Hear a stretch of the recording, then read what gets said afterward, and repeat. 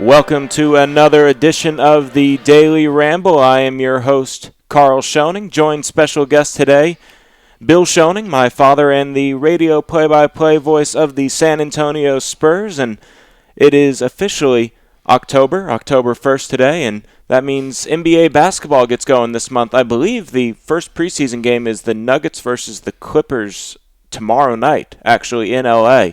So preseason basketball gets going as soon as this weekend. Yeah, media day for all of the teams was Monday. So that pretty much started and got everybody in the mindset of getting back into basketball. And then most teams started their training camp the following day. I know that's certainly the case for the San Antonio Spurs. Some teams are only having one practice. I know that Steve Kerr doesn't want to have two-a-days for his team because, of course, they had that long run into the playoffs last year and into the championship. But the Spurs are doing two-a-days, and one of the reasons I think Greg Popovich is doing that is because there are so many new faces, which is un-Spur-like to have a wholesale change on the roster, but they've done that this year. So I think that corporate knowledge that Pop is looking for is not there yet, so they're going to go two-a-days for a while. Their first preseason game is a week from Thursday in Sacramento. Yeah, and we'll just jump right into it. We're just going to preview the entire Southwest Division, easily the toughest division in the NBA. I don't think anybody really comes close to it. And the only reason it's not even harder than it's going to be, and we'll start with this team, is because the Dallas Mavericks got spurned by DeAndre Jordan. They had him agreed to a 4-year, I think, $80 million contract, the max that they could offer him. And the midnight hour at the end of the momentarium is what it's called, right, where the NBA does the audits to figure out how much cap space everyone's going to have. He flip-flops and says he's going to join the Clippers. So now the Mavericks, they're kind of struggling to figure out their pieces. They were able to sign Wesley Matthews. That was a big deal. In fact, Matthews originally agreed for less money, and now he's coming back. They got JaVale McGee and Zaza Pachulia. Of course, they got Darren Williams, too, to run the point. Mm-hmm. So that's another important factor when you consider the fact that Darren Williams is there now for a full season. Of course, he's a native of Dallas. They've been trying to get him for quite some time. His production kind of slipped a little bit in Brooklyn, so maybe this will be a new start for him. But that is a good starting backcourt right there with Darren Williams and Wesley Matthews, who, of course, was a very productive player before he got hurt in Portland. So I think that the depth really is more with point guards there than shooting guards. Devin Harris is really more of a point guard than a two-guard. J.J. Barea is more of a point guard as well. And that's quite a load, I think, that Darren Williams and Wesley Matthews will have to carry in that backcourt. They're not real deep up front. They do have Zaza Pachulia, as you mentioned. They got Samuel Dalembert, who's more of a defensive player than an offensive player. So that puts a lot on the shoulders of both Chandler Parsons and Dirk Nowitzki. And Dirk, of course, now into his late 30s. It's going to be very, very tough, I think, for Dallas to make the playoffs. I don't think they have enough depth in a conference, in a division, I should say, that's got a lot of depth, and a lot of the different teams have good benches. I'm not quite sure how good Dallas's bench is going to be. Yeah, Donnie Nelson and Mark Cuban kind of outsmarted themselves by picking up Rajon Rondo, and then it wasn't their fault that DeAndre Jordan kind of left for, because that let Tyson Chandler go ahead and sign with the Suns. I imagine if they, realized that Jordan was going to leave, they would have gone after Tyson Chandler. And since, that was a nice little gentleman's move by Cuban, not to say, hey, Tyson, why don't we offer you a contract even though you've already agreed with the Suns. So, there's a lot of things going on there, a lot of moving pieces, and it's just a shame that they missed out on DeAndre Jordan, and that pretty much makes them the fifth team in a really tough division. It's almost like they were swinging for the fences and came up empty, because they were swinging for DeAndre Jordan. I know they were trying to get LaMarcus Aldridge to come back to his hometown.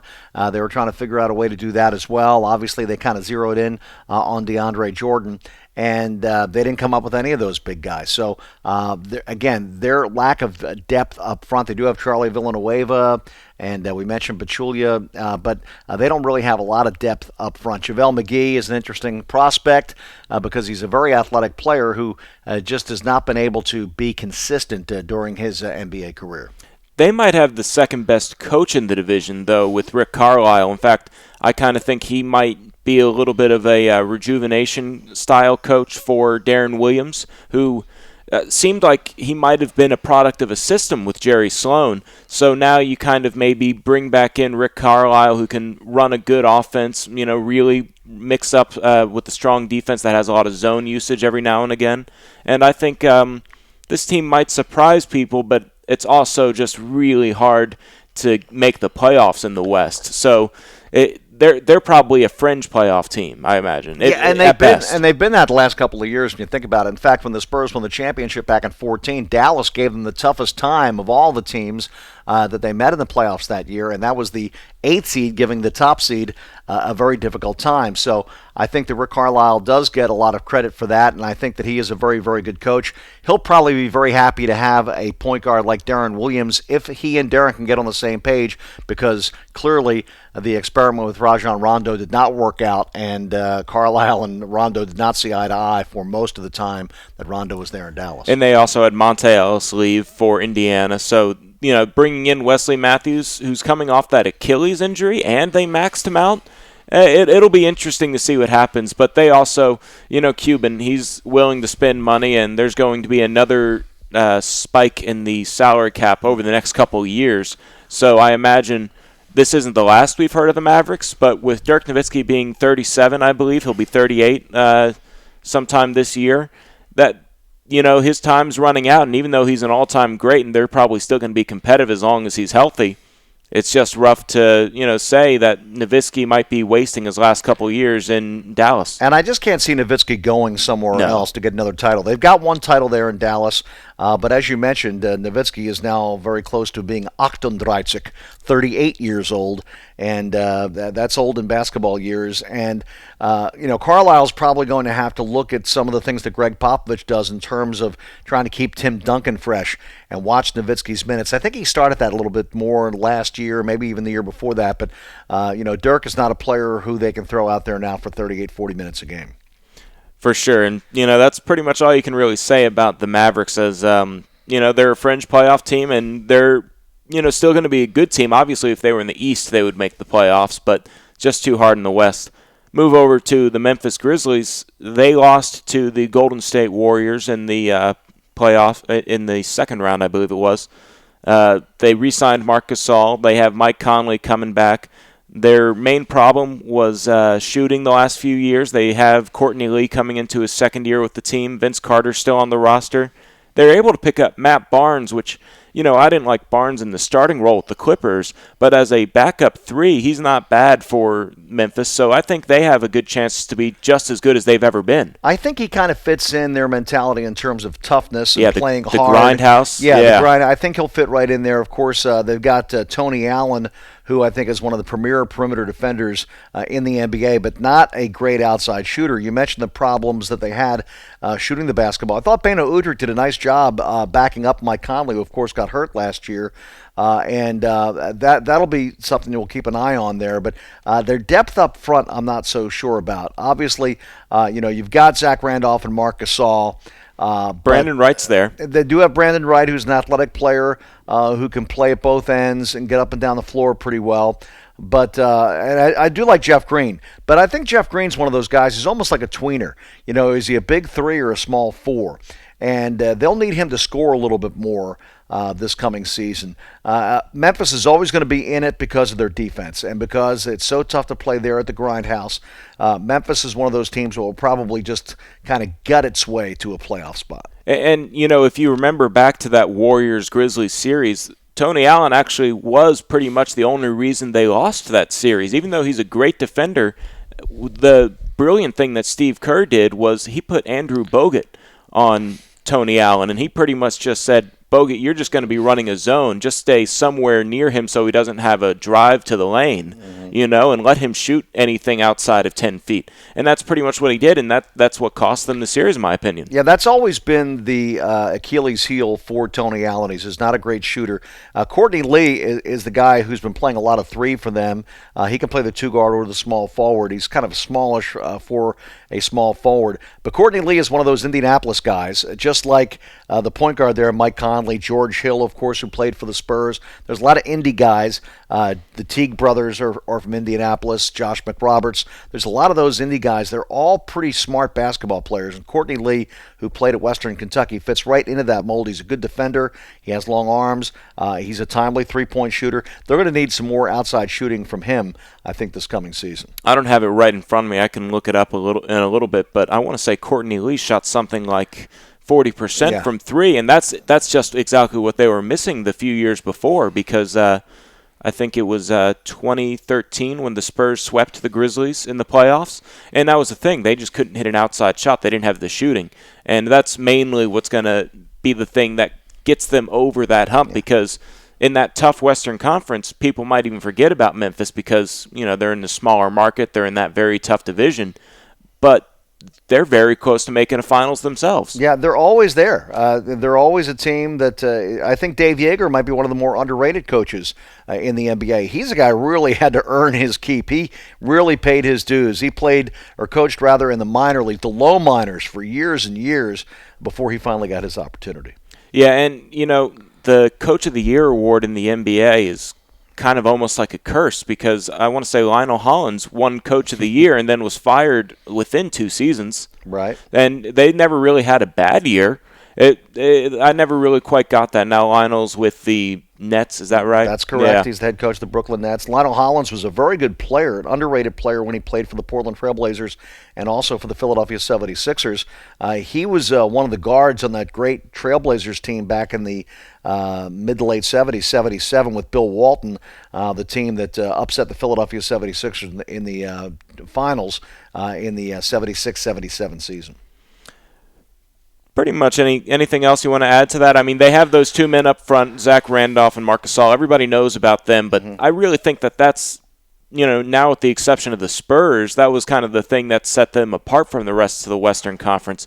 Only probably the Clippers on top of that had the 2 men up front that were just always dangerous, but DeAndre Jordan, he can't shoot like either of those 2 men. So that's kind of the crazy thing. They have a lot of floor spacing they can do with those 2 big men. Yeah, and the thing about both Randolph and Gasol, they can step out and shoot it. They're both pretty good mid-range shooters. You mentioned Jordan. He leads the league every year in field goal percentage, but it's because he's dunking and laying the ball up. He's not taking shots from outside of 5 or 6 feet, where those 2 big men, even though they're big, bruising guys, they've got some touch on their mid-range jumpers. Yeah, and that's really what makes them difficult, and that's what makes Mike Conley as good a point guard as he is, having those weapons inside to work with. All right, well, we'll move on now to the Houston Rockets, the team that won the division last year. They finished with the 2 seed, and they made some good moves in the offseason as well. They were, Daryl Morey's always interested in picking up the best free agent he can. You hear him every year. Last year he was looking at Chris Bosh. The year before that he got Dwight Howard. He made the move the year before that to basically trade spare parts for James Harden. And clearly, years after that trade now, he's the winner because they have MVP candidate, and Oklahoma City only got Steven Adams out of that deal. Is that the only player left from that deal? Because Jeremy Lamb's gone? Jeremy Lamb is gone now. That's a very good point. I think when you look at Houston, I think you look at a very deep team. I think that they might be one of the deepest teams in the NBA. They got a steal in Sam Decker. And that's a player that I think will get a chance to play a little bit as a rookie, even though he is a rookie on a deep team.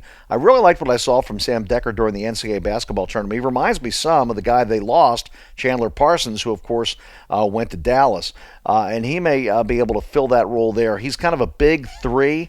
I don't know if he's bulky enough to be a power forward. He might play a little bit of 4, but I think he's more of a big swing man. And they've got some talent. The Houston Rockets are loaded. And I think that now that they're more familiar with Coach McHale, and now that Harden has been there for a while, and Howard, and I like the acquisition of Ty Lawson. Oh, that's really good for them. I think Lawson will be a very good backup to Patrick Beverley. In fact, he may. I was about to say, I think he starts. He may fight for the starting spot. Beverley is not going to give that job up easily, though. Beverley is a real competitor. He's a very good defensive player. The injury to Beverley really hurt them last year.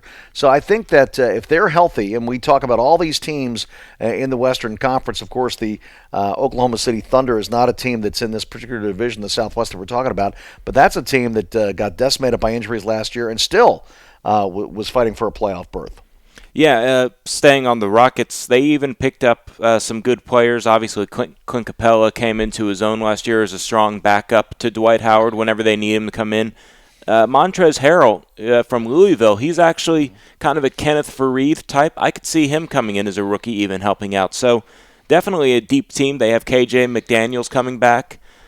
Terrence Jones and Donatas Montejunas will be their two forwards.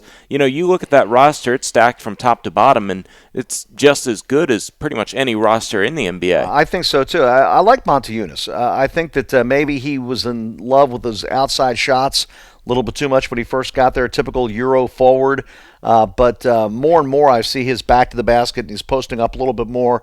If they can get maybe a little bit of weight on him. And I like Terrence Jones as well, so it's a good roster. It's a deep bench, and it's probably one of the better Rockets teams we've seen in recent years. It might have been an underrated move for them to just let Josh Smith go. I think that kind of, as much as Josh Smith was friends with Dwight Howard, we heard that, Dwight was his best man at his wedding, and he botched the best man toast. We saw that on Highly Questionable yesterday. That was funny.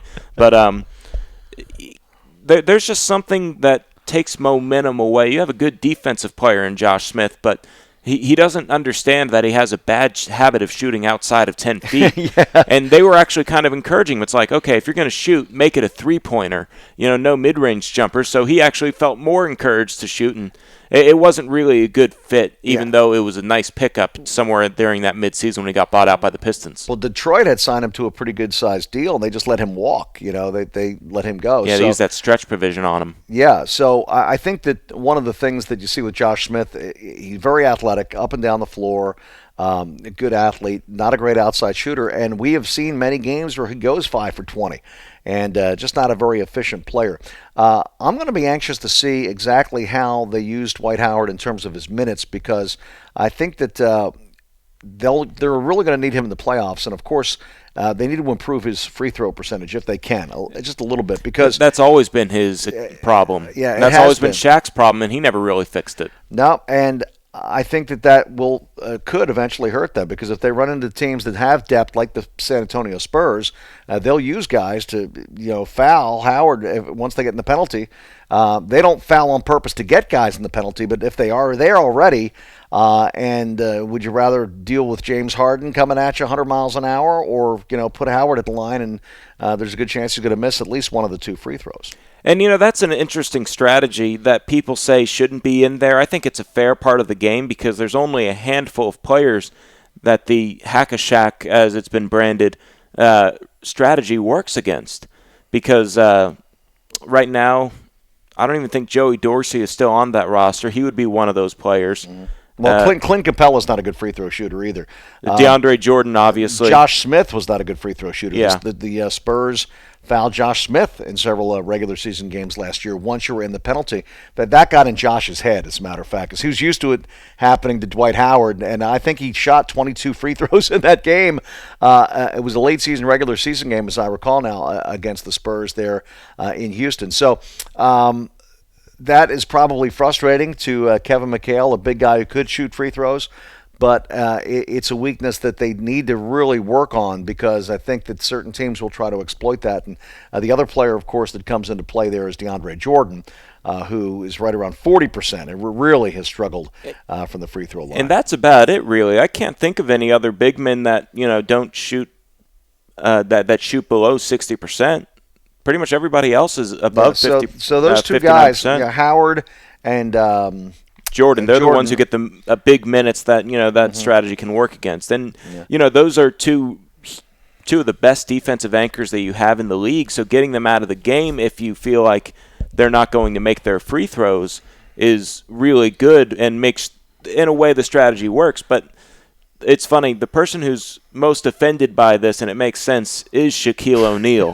Like, if you ever see him on Inside the NBA after a Spurs game and it happens, and they start to just bring it up, he'll just get so offended. It's like, it doesn't work, Ernie. It doesn't work. He'll get real mad. He's real sensitive on the topic. And he really is. And do you remember what Greg Popovich did on opening night a few years ago? he purposely fouled Shaq in the beginning of the game. Yeah, it didn't even get him to the line, but No, it was it just didn't funny. get him. It was just he was making his point because Pop had heard that Shaq was very critical of that philosophy and strategy.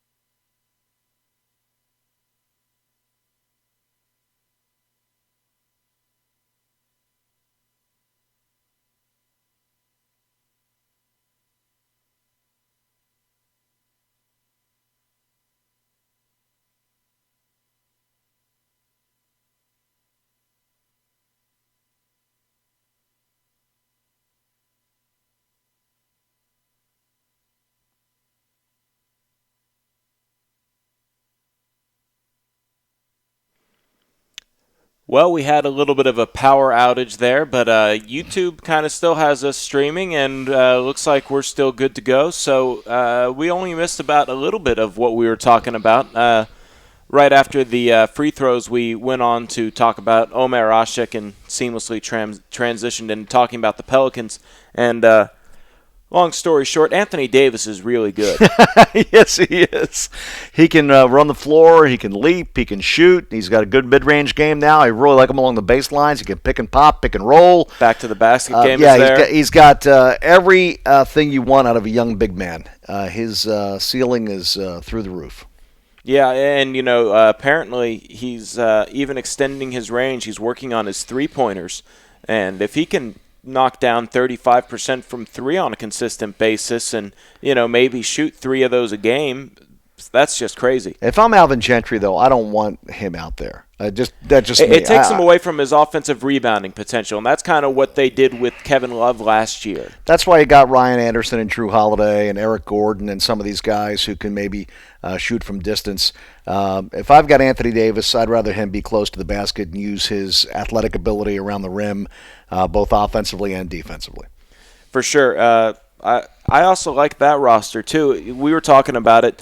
Drew Holiday's the point guard, a young player out of UCLA. Norris Cole backs him up now. Yeah, Tyreek Evans, who was a Rookie of the Year at one point. Mm-hmm. He hasn't lived up to that contract, but I think he has the potential to be one of the better combo guards. When he's on his game. He's a real slasher. He's not a great outside shooter, but he's got a very aggressive game. He grew up right outside Philadelphia, the tough streets of Chester, PA. Same area as Jameer Nelson. Just a real tough guy, and I think tough-minded, and again, not a great outside shooter, but I think definitely fills a void on that roster. Eric Gordon is a pretty solid shooter. He came over in the Chris Paul trade, and he's kind of their two. I don't know if they know where to put him either, because he kind of plays at 2, but he's only like 6'3", and in today's NBA, you kind of really want your two guard to be 6'6". And they use him too, but they have a pretty solid roster. And the thing is, even though they made that spot to the 8 seed, are they still a playoff team? Because they only really got that spot because Kevin Durant was hurt.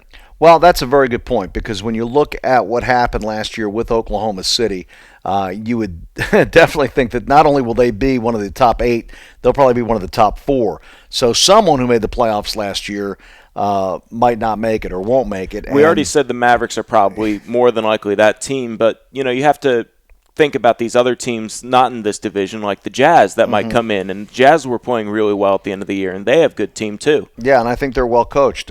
Quinn Snyder, of course, I've known him for a long time. He was the coach of the Austin Toros, which is now the Austin Spurs. And he coached at the University of Missouri. He played for Coach K at Duke. He's got a very good basketball pedigree. Dennis Lindsey, the general manager there with the Utah Jazz, is a very good basketball mind. I think he's made some very good moves. We've seen the improvement of Rudy Gobert. I know we're not talking about that division, but I do think the Jazz, if they can stay healthy, of course they've had some injury problems as well, they could be one of those teams fighting for that 8th and final spot. Before we touch on the Spurs, let's just kind of look at the 10 teams that'll be fighting for those 8 spots real quick.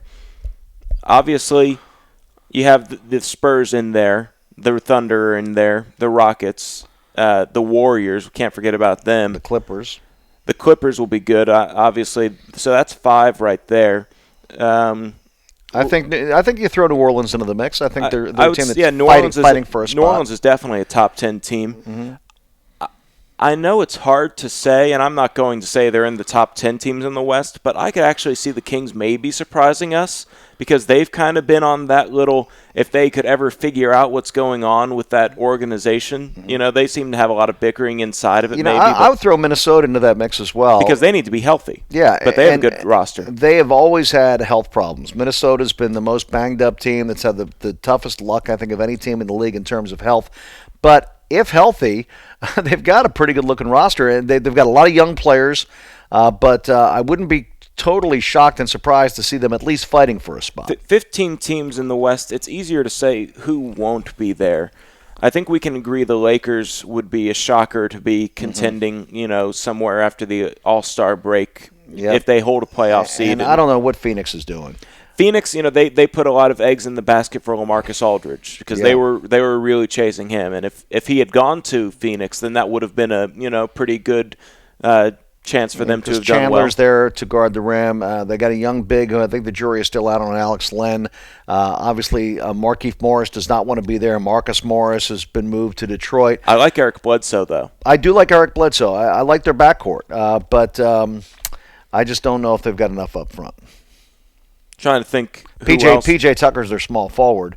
So Lakers and Suns, I would probably say the Kings would be in there. They would be a shocker if they had a playoff spot somewhere around All-Star break. Yeah, and then I think everybody else, and again, a lot of it depends on health, but you got teams that'll be contending for a playoff berth if they stay healthy. I think certainly the Jazz would be on the upper echelon of the teams that are fighting for a playoff spot. The Pelicans certainly would be as well.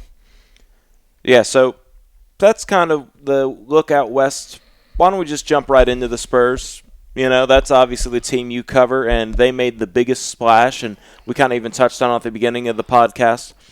They have a lot of new guys, and that's not something they really, are used to. I think if there's one comparison that I can make to that situation, it was the offseason of 2009 when the Spurs got Antonio McDyess, and in this case, that would be David West. They picked up Richard Jefferson, and their big free, agent acquisition this summer was LaMarcus Aldridge. Aldridge obviously better than Richard Jefferson. David West, at this point in his career, I think he's better than Antonio McDyess was going into that final contract with the Spurs. I think if you look at the numbers, that would probably back it up. And also, I think that David West, when you consider the fact that he gave up so much money to come to the Spurs, is really going to be hungry. He's going to be a player. He's always been a player who played hard and played tough. But I get the feeling that he's really going to be comfortable in his surroundings. He knows his role is to come off the bench and provide a little energy, provide a little, physical toughness inside and some mid-range jumping. Think of all the pick-and-pop guys the Spurs have now. With Duncan, of course, who's very good pick-and-pop guy from the elbow. But Aldridge, that's his game. He can also post up and hit that turnaround jumper.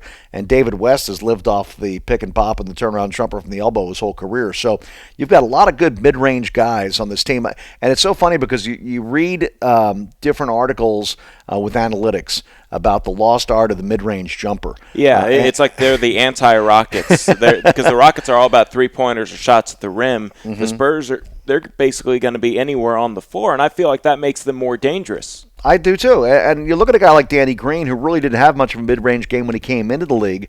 He's really developed now a nice little 17-footer off the dribble because teams are trying to chase him off the three-point line.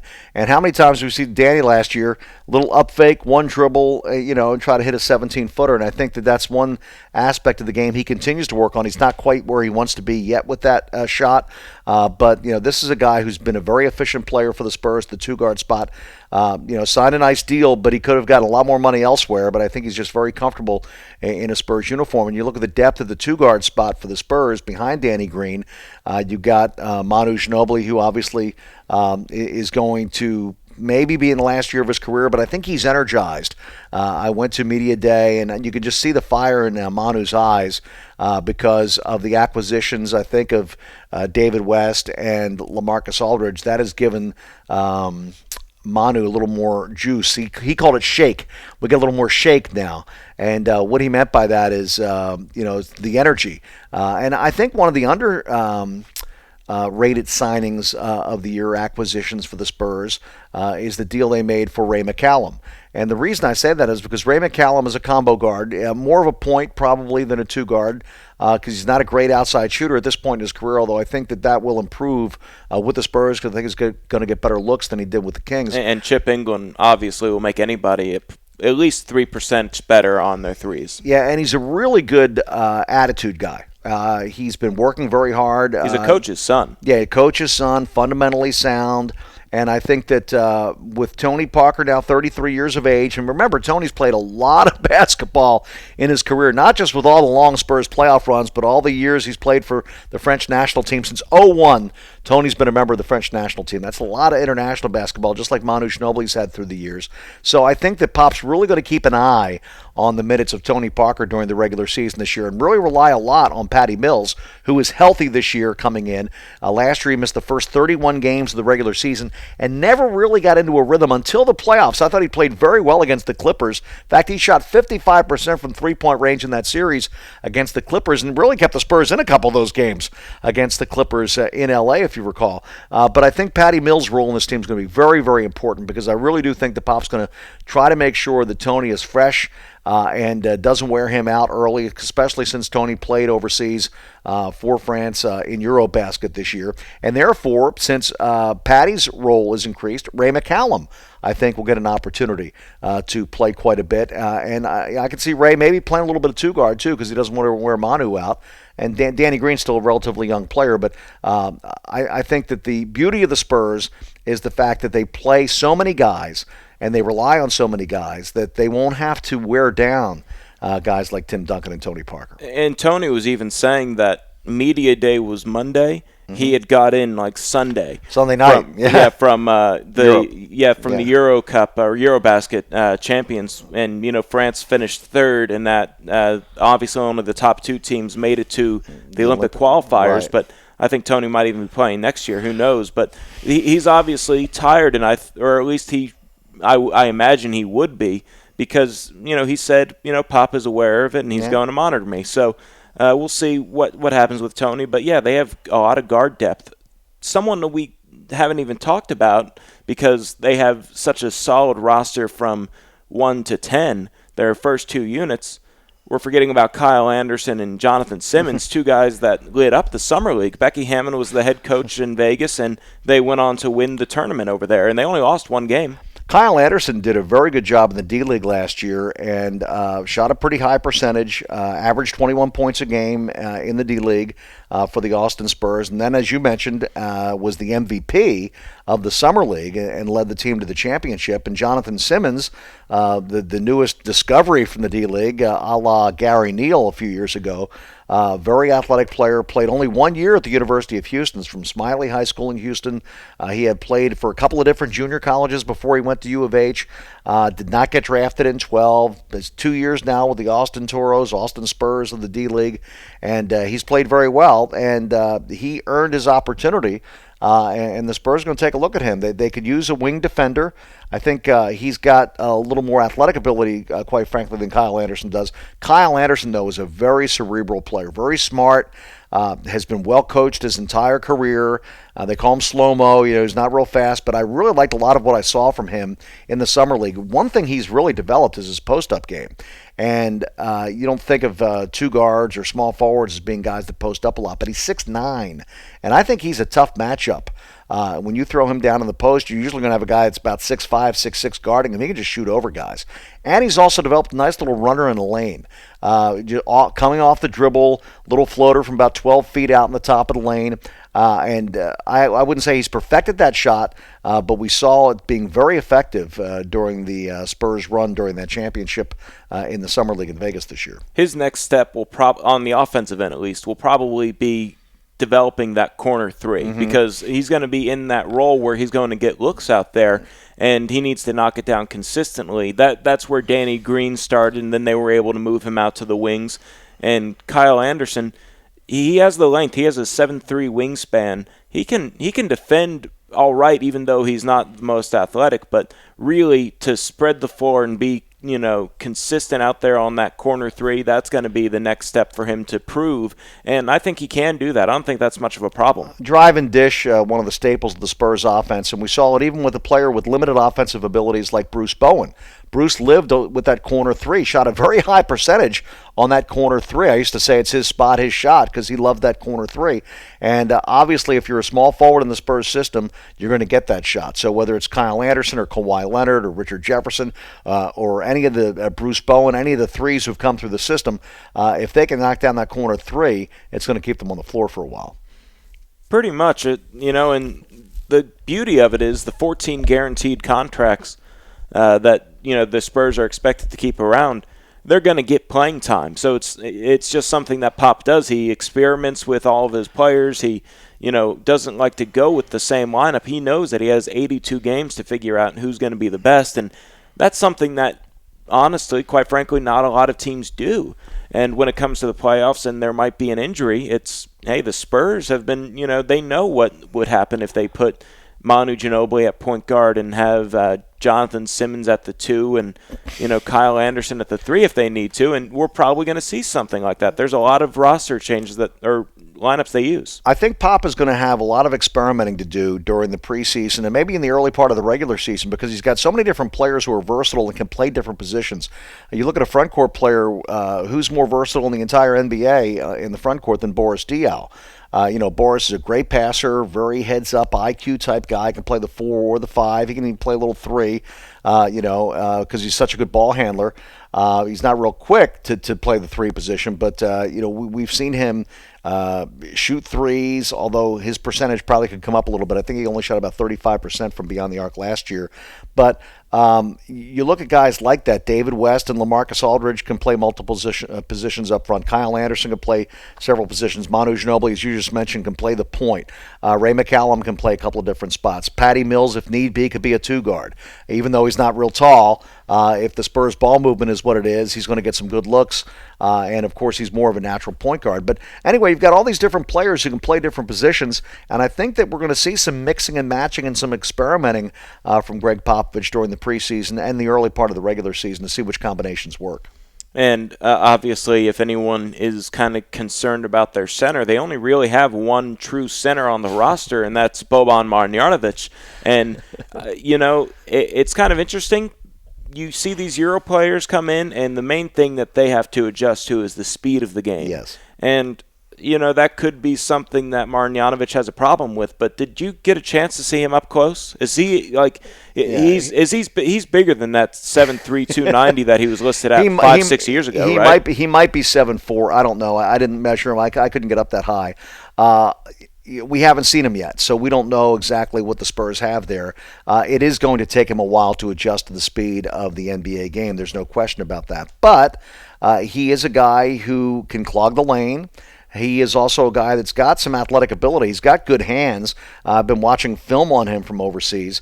He doesn't run the floor especially well, but he might be able to guard the post. Now, if he's up against a really athletic big, it might be tough for him. But he has to learn the language. He has to learn the system. He has to learn the terminology. There's a lot of things that are being thrown at Boban Marjanovic right now. So we might not really be able to get a gauge on him and how much he might be able to contribute to this team a little down the line. Pop is a patient guy. I think with guys like this, he's not going to throw Marjanovic into the fire and expect him to, be his backup center right away. He's going to let the guy learn. He's 26 years of age. He's been playing pro ball since '06. He was first team All-Euro League last year. But again, he played in the Adriatic League. It's a big jump from the Adriatic League to the NBA. But, he's an intriguing prospect because of his size and because he does have a high basketball IQ and he's got some athletic ability. So we will see if Boban Marjanovic can be a guy who can, maybe play that Aaron Baines role eventually, maybe not right away, but a guy who might be able to come in and give them 10 or 12 minutes.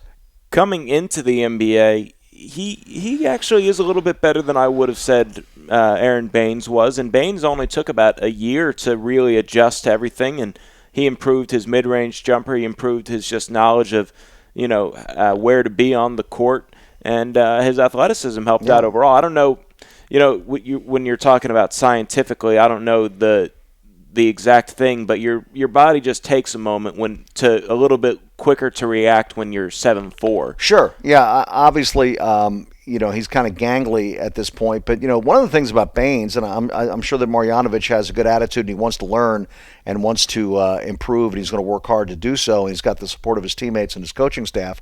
But Baines really worked hard. When Baines was at Washington State, he was about 300 pounds. He got down to a really trim 250, 255, and he was a tough guy and set hard screens. One thing Marjanovic can do, being 7'4" and almost 300 pounds, is set good screens. He needs to watch his hips, though, because they kind of allow you in Europe to move your hips around, even if your feet are set, and that's a foul in the NBA. Big men that come from overseas usually have that problem because in FIBA they allow you to move a little bit on screens. In the NBA you cannot. So you have to stay still. But even at that, given that, I think that he can help the team eventually because he should be able to set really good screens. And in watching some film, it looks like he's got a pretty decent 15-footer. So, they can play pick and pop with him. And who knows, maybe eventually he'll learn how to roll to the basket as well. And, if he's got good hands and can catch the ball underneath, and he's a pretty good free throw shooter, he can get to the line a little bit. So they'll have to adjust to him because I know they want to go. Not the Phoenix Suns speed, but they do want to go. But if this guy can get defensive rebounds and is a decent outlet passer, that'll help as well. So he's a project, I think. He's a long-term project. I don't know that we're going to see him make contributions early, but once he gets adjusted to the NBA and the language and the terminology with the support of his teammates and his coaching staff, I can see him maybe helping out. Is he a top 5 size player in the NBA? Because obviously Simbular is listed at 7'5", probably 300 something. It's Hashim to beat on a roster, right? I don't think he is, and he was the number 2 overall pick not too long ago. And Roy Hibbert is 7'2". Walter Tavares is 7'3". He's a rookie for Atlanta. Rudy Gobert is listed at 7'2", I believe. It might be 7'1", 7'2". Gobert is a really rapidly improving player. I would think that you look at those guys. I think Ashik might be 7'1". There are some legit 7-footers in the league. But Marjanovic has a lot to learn, and I think they're going to be patient with him, like I said. But I wouldn't be surprised to see him come in and help out some. Well, I'm excited about the season. It's coming up. I know you are anxious to get back to work. Yep. You leave Wednesday? I'm on a plane Wednesday, a week from yesterday, and we fly to Sacramento. The first Spurs 3 preseason games are on the road. Because they're building a new arena, or they're adding to the arena. They're adding to the arena. They've put $100 million of improvements inside the AT&T Center, and they're still working feverishly to get that done. New scoreboard, new everything in the arena. So it's not a new arena, but the inside of it will be completely gutted and is going to look completely different for fans who go to Spurs games this coming season. The first 3 preseason games on the road to give the work crews a little bit more extra time to get everything done as we get ready for Spurs basketball this season. Alrighty, well, that was the Southwest Division preview. Sorry about the little technical difficulty that happened midway through. I'll see if I can edit that out in the post-production. But happy you guys tuned in, and we'll see you next time. Thanks for listening to us, Ramblers.